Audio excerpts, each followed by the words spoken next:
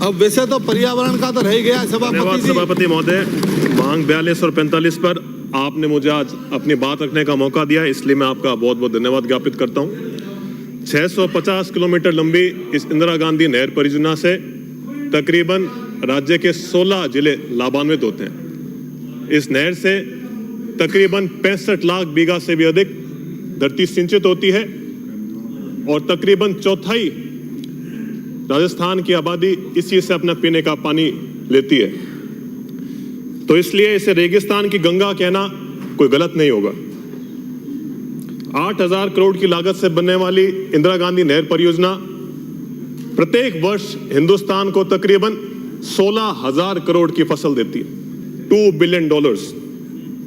इससे न सिर्फ शिक्षा के क्षेत्र में, चिकित्सा में, कृषि के अंदर पानी के क्षेत्र में विकास होता है, बल्कि ग्रामीणों का जीवन शैली, रहन सहन, पहनावा, यहां तक कि रिश्तेदारी में भी इससे सुधार आता है। वर्ष 1980 से 1999 तक इंदिरा गांधी नहर परियोजना में बेलदार, मेट व गेज रीडर जैसे श्रमिकों की भर्ती रखी गई थी, जिनका नहरी तंत्र की सुरक्षा करना व जल वितरण पर प्रभावी नियंत्रण व निगरानी रखने का काम था। परंतु समय बीतता गया और समय के साथ साथ लगातार ये श्रमिक सेवानिवृत्त होते गए और आज के समय के अंदर मात्र 3% स्टाफ ही बाकी है, जो 2026 तक शून्य हो जाएगा। मैं राज्य सरकार से मांग करता हूं कि 5 वर्षों में प्रतिवर्ष 1000 केनाल गार्ड, बेलदार, मेट व गेज रीडर जैसे श्रमिकों की भर्ती करी जावे, जिससे सिंचाई प्रणाली सुदृढ़ हो, मजबूत हो और सुचारू रूप से चल सके। इतने विशाल नहरी तंत्र की सुरक्षा तथा जल वितरण की पानी चोरी रोकने के लिए अपन को एक विशेष टास्क फोर्स की भी आवश्यकता है, जो उस पूरे के पूरे राज्य के अंदर काम आएगी। प्रदेश की विभिन्न नहरी सिंचाई प्रणाली जैसे नर्मदा नहर प्रणाली हो व खासकर इंदिरा गांधी नहर परियोजना के अंदर जो विशाल सिंचाई क्षेत्र है, इसमें सिंचाई विभाग के काफी पद रिक्त हैं।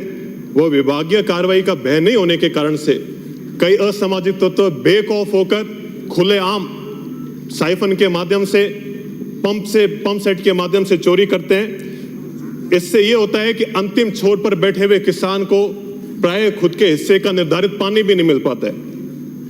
केंद्र राज्य सरकार के हजारों करोड़ रुपए खर्च करने के बावजूद भी मजबूत पानी चोरी रोकने के कठोर नियम नहीं होने से आजादी के 77 साल बाद भी टेल पर बैठा हुआ कृषक आज भी एक एक बूंद पानी के लिए तरस रहा है। जुलाई 2022 में सुप्रीम कोर्ट ने निर्णय देते हुए निर्देशित किया कि जांच एजेंसियों को 7 वर्ष तक की जेल की सजा वाले अपराधों के लिए आरोपी के उपस्थित होने का नोटिस जारी किए बिना और फिर इसे स्पष्ट रूप से निर्दिष्ट किए बिना आरोपियों को गिरफ्तारी करने से बचना चाहिए।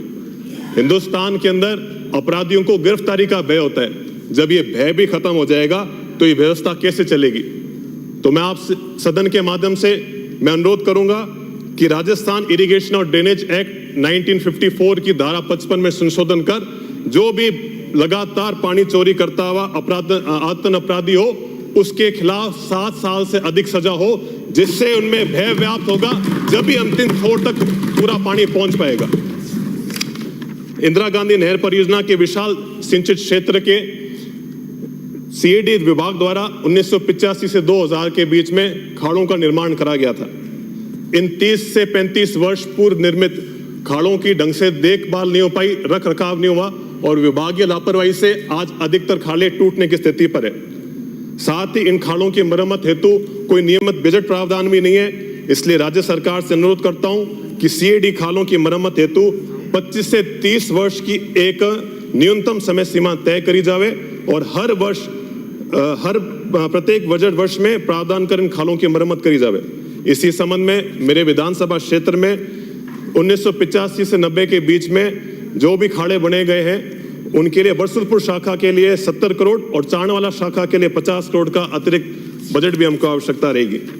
आज से 30-35 वर्ष पूर्व अधिकतर ग्रामीण गांव के अंदर निवास करते थे, परंतु जैसे समय बीता नहर व सिंचाई की सुविधा होने से लोग चकों में रहने लगे, परंतु रेगिस्तानी क्षेत्र होने के कारण पुलिये भी वहां पर पर्याप्त नहीं थे, इसलिए लोगों के आवागमन में काफी समस्याओं का सामना करना पड़ता है। इसलिए रेगिस्तानी क्षेत्र के अंदर जल्द से जल्द पर्याप्त पुलियों का निर्माण, नहर पर पुलिया बनाने का भी आवश्यकता है। मेरे विधानसभा क्षेत्र में कोलायत में आने वाली 2 बड़ी शाखाएं, बरसुलपुर शाखा और चाणवाला शाखा में क्रमशः 100 करोड़ व 125 करोड़ के सुदृढ़ीकरण कार्य और मरम्मत कार्य 2023-24 में स्वीकृत करे गए थे, परंतु मुझे बड़े दुख से कहना पड़ रहा है, विगत सरकार में हुए भ्रष्टाचार के कारण से इन कामों का सरकारी मापदंडों के अनुसार ये कार्य नहीं हो पाए और ना ही इनकी गुणवत्ता उस स्तर की रही।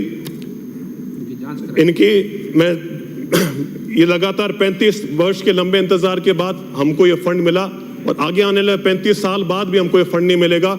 इस विषय की गंभीरता को देखते हुए मैं सिंचाई मंत्री जी से अनुरोध करूंगा कि जो भी, जैसे कंपनी है गोपी कृष्ण हैदराबाद, ऐसी कंपनी ने जो भी अनियमितताएं इनके काम में है उनकी उस स्तरीय जांच हो और दोषियों के ऊपर कड़ी से कड़ी कार्रवाई हो, जिससे जनता के हक का पैसा सही जगह लग सके। मेरे विधानसभा क्षेत्र कोलायत के मगरा क्षेत्र के अंदर वर्षा जल संग्रहण और संरक्षण के लिए कोई उचित प्रावधान नहीं है। इससे बहुमूल्य वर्षा जल रेगिस्तान के अंदर व्यर्थ ही बह जाता है और हमारे क्षेत्र के अंदर बाढ़ जैसे हालात होते हैं। अगस्त 2023 के अंदर अतिवृष्टि से हमारे क्षेत्र के कई गांव जैसे मंडाल, भाटियान, मंडाल, चारनान, गडियाला, मोटासर, ग्रांदी, बज्जू, ऐसे गांव में बाढ़ की स्थिति हो गई थी। वहां पे रोडें टूट गई थी, नहरें टूट गई थी, यहां तक कि लोगों के फसलें, खेत, उनके ट्यूबवेल, उनके सारे साजो सामान नष्ट हो गया था। मैं आपसे अनुरोध करता हूं कि मेरे क्षेत्र में अतिवृष्टि और बाढ़ प्रभावित क्षेत्र में प्राकृतिक एवं पारंपरिक जल स्रोतों का पुनर्निर्माण करने हेतु वाटर शेड और वाटर हार्वेस्टिंग स्ट्रक्चर का निर्माण कराया जाए। इसके लिए अतिरिक्त 5 करोड़ की मैं आपसे मांग करूंगा और जिससे जल संरक्षण होगा, भूजल स्तर भी बढ़ेगा और भूमि का कटान भी कम होगा, साथ में पर्यावरण और पशुधन को भी लाभ होगा। अंतिम में मैं ये कहना चाहूंगा कि जब सिंचाई पर बात चली रही है तो आज अपन सभी को इस आधुनिक भारत के भागीरथ वो केसर हिंद महाराजा गंगा सिंह जी को भी याद करना चाहिए। वो उन्हीं का प्रयास था, मात्र 18 साल के अंदर जब वो राजा बने तो 1899 के अंदर 56वां काल आया।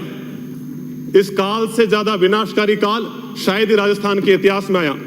तो भी मात्र 18 साल के एक राजा के सामने एक ऐसी चुनौती आई कि उसके सामने उसकी 20% जनता 1 साल के अंदर ही अकाल मृत्यु को हाथ लगी। इससे विचलित होकर उन्होंने ये प्रण लिया कि आगे भविष्य में ऐसी परिस्थितियों से मेरी जनता को नहीं गुजरना पड़े, इसलिए मैं एक ऐसी नहरी व्यवस्था लेके आऊंगा आगे भविष्य में काल से मेरा क्षेत्र में कोई भी परेशानी नहीं आएगी। इसी के तहत उन्होंने भावलपुर, पंजाब और बीकानेर रियासत के बीच में कई बार वार्ता करने की कोशिश करी, परंतु लगातार वार्ता विफल रही। परंतु उन्होंने साहस नहीं छोड़ा, लगातार लगे रहे।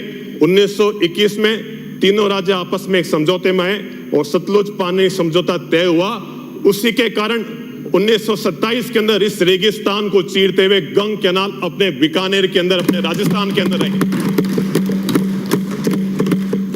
इसके लिए तकरीबन उस समय में 5 करोड़ रुपए खर्च हुए, परंतु महाराजा बस 1 मिनट, उस समय महाराजा गंगा सिंह जी ने ये बात रखी कि मैं अंग्रेजों की सरकार से 1 रुपए भी नहीं लूंगा।